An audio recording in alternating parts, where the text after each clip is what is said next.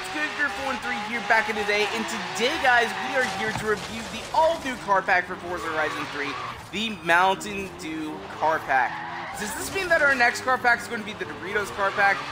I mean, because, you know, Mountain Dew and Doritos, didn't they have the, like, Call of Duty thing going on with, like, Xbox? Like, Mountain Dew and Doritos go hand in hand together when playing Call of Duty.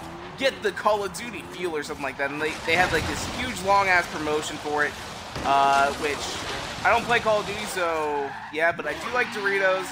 Don't really like Mountain Dew. Don't shoot me if you guys love Mountain Dew. I've just never been a fan of Mountain Dew. But anyway, let us go ahead and hop into the car pack. So our first car is actually going to be the Lotus 311, which I kind of guessed, although I will say I did get a little bit of help, as I did read on the forum some of the suggestions that other people had, and I figured that was probably going to be the most likely bet, is we did get the Lotus 311, which only 311 of them were made, and I guess that's kind of why they're calling it the 311, which I didn't actually know that. I did not know that, because I know they had the Lotus 711, or what was it? There was another Lotus, and it was actually pretty damn good too, another Lotus sports car. And we have it in this game too. We already do have it in this. So I should know what it is, I just don't right off the top of my head. But anyway, that is our first car.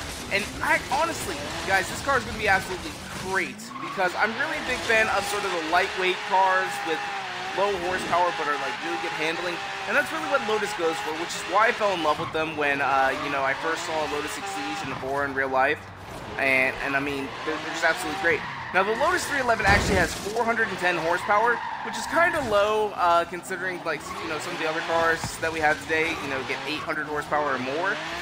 But the Lotus 311 does only weigh 2,000 pounds, which if we make that the weight of a Bugatti Veyron, the horsepower to weight ratio would actually put it over 800 horsepower, which is pretty damn good if I do say so myself.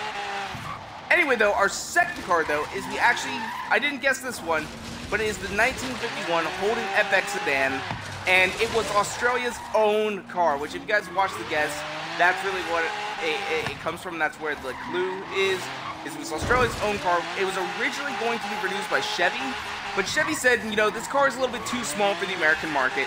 People aren't going to like it, so how about we give it to Holden and have them produce it? And it turned out to be really, really good for the Australian market. It's sort of like the Model T for Australia, because before the Holden FX sedan, only 1 in every 8 people actually owned a car in Australia.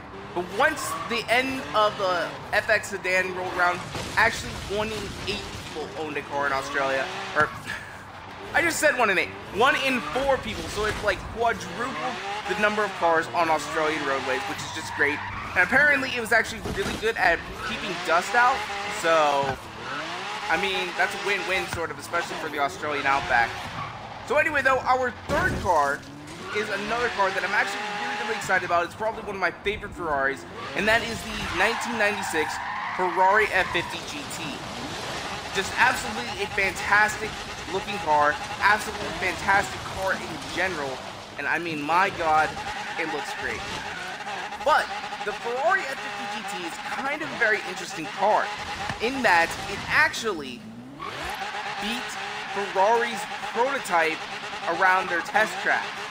And that was supposed to be their Le Mans race car prototype, and that was just absolutely crazy. And because of that, Ferrari actually scrapped the Ferrari F50 GT project, and only 2 were ever actually produced, making it one of the rarest Ferraris ever to exist. Although I do know there are some Ferraris that only 1 ever existed, but man, to be able to even look at one of those cars, I think I would have a heart attack. Oh man, it would be so great. So great. And then we move on into our fourth car, which I guessed would be coming to the game, but I guessed it at the wrong spot, and that is going to be the 2013 Dodge Dart. So this is sort of the more random car that they were getting at if you guys watched the guesses video. And honestly, it's not just the Dart though. We got the Dart GT, which I'm going to end up turning into the Dart SRT4, because I was really looking forward to that car. And then Dodge just decided we're going to scrap the Dodge Dart in general, so we're not going to make the SRT version. And that sort of crushed my heart, because I really wanted to see that. That car looked so amazing.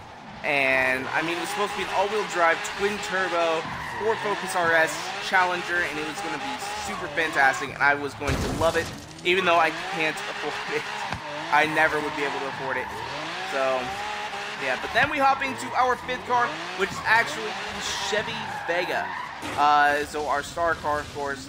But the Chevy Vega is kind of interesting because it's like one of the first small cars in American history, because it was actually Chevy's response to the oil crisis, which, if you guys don't know, back in the 1970s there was an oil crisis in America because OPEC basically put an embargo on the US, and because of this, gas prices rose so drastically and there was such a limited supply of oil that people couldn't afford to fill up their cars. Because, you know, America, we had all these huge, massive cars on the road, and we couldn't afford to actually drive them.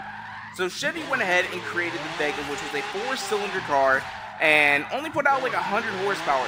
But it was enough to keep the American people interested in cars, and we ended up having, you know, all these little cars out on the roads, and they were fuel efficient, and people were able to get around in them, and yeah. So that's really what happened with the Chevy Vega, and it actually ended up winning Car of the Year in 2017, which is pretty damn good if I do say so myself. Or did I say 2017? I meant to say 1971. What am I talking about? Anyway, let's get into our 6th car, which is going to be the AMC Gremlin X, which was AMC's attempt at making a car that would be satisfactory for the oil crisis. So it was sort of a response to the Chevy Vega, and as well, I believe it was the Ford Capri, if I'm getting that correct. Because AMC is sort of like that one car brand, they didn't make it through. They didn't make it through like the 80s, and kind of happy about that. I've never been a really big fan of AMC styling, but imagine what their cars would look like today, because, you know, we got the Fords, we got the Chevys, they don't look anything like they used to. I wonder what an AMC would look like today. That would be kind of interesting to actually see. So, the AMC Gremlin, of course, was our clue, and it came from the word gizmo that was in the guesses. So, kind of an interesting car. It sort of looks like a sedan that somebody like cut in half and just sort of was like, hey, that looks good, I guess. But then finally, we come to our final car, which is the 1995 Mitsubishi Eclipse GSX, which some of you guys did let me know that the GSX is actually an all-wheel drive Mitsubishi, and I looked it up, and yes, you guys are all correct. I was wrong, but that makes it better for me. I was never really a big fan of the Mitsubishi Eclipse because it was a front-wheel drive car, but having it all-wheel drive makes it literally 100 times better. And of course, what else is greater than the Mitsubishi Eclipse? The thing that's really making it like stand out a little bit more is because of Fast and Furious. I mean, who doesn't want a Fast and Furious Mitsubishi Eclipse? That car looked insane, but I always thought it was front-wheel drive, so I always sort of hated on it. Like, man, why do they got these front-wheel drive pieces of crap in this movie? That sucks. Why?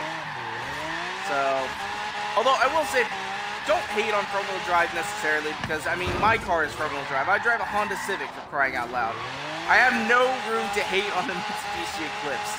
So, anyway, though, those are the new cars that are coming out with our brand new DLC for Forza Horizon 3. Let me know down in the comment section what you guys think, and are you guys going to buy it? I know I am. But, that's where we're going to go and wrap up today. If you guys like the video, go ahead and make sure to hit that like button down below for us, because you guys already know your support is so greatly appreciated. Make sure to subscribe for more videos coming out all the time. Thank you guys so much for watching. Peace out. Bye!